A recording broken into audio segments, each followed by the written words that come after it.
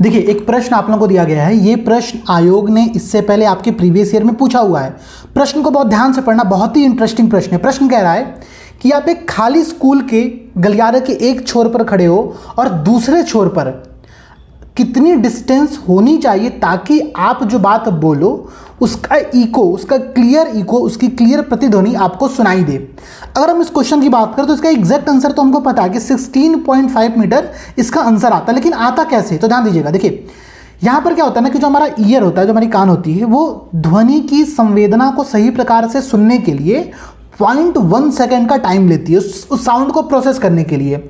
इसीलिए कई बार अगर हम साउंड को बहुत फास्ट स्पीड में कर दें तो हमको समझ में नहीं आती, क्योंकि हमारे पास वो टाइम गैप हमको नहीं मिल पाता है।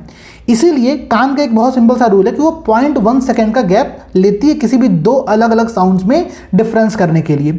इसके अकॉर्डिंग आप यहाँ पर एक कॉन्सेप्ट लगाओगे। मान लो कि साउंड आपके मुंह से आप बोल रहे हो, साउंड आपके पास से निकल कर जा रहा है और उस डिस्टेंस को पूरी करके सामने वाली दीवार से रिफ्लेक्ट होकर के फिर आप तक पहुंच रहा है। मतलब टोटल 2D डिस्टेंस को हम लोग कवर कर रहे हैं यहाँ पर, ठीक है। तो 2D डिस्टेंस को कवर कैसे कर रहे हैं, तो भाई हमारे पास टाइम यहाँ पर कितना है, 0.1 सेकेंड।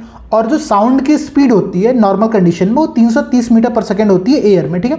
तो इस फॉर्मूला को अगर आप अप्लाई करते हो तो यहाँ से निकल करके आता है कि जो डिस्टेंस होनी चाहिए वो 16.5 मीटर की होनी चाहिए, ठीक है। एक बार इस क्वेश्चन को देखना, कमेंट सेक्शन में आप लोग बताना कि इस क्वेश्चन का आंसर आप लोगों को पहले पता था कि नहीं। और इसी प्रकार से बहुत सारे क्वेश्चन हम लोग यूट्यूब पर अभी डेली कुछ की फॉर्मेट में करा रहे हैं, आप लोग उसको यहाँ पर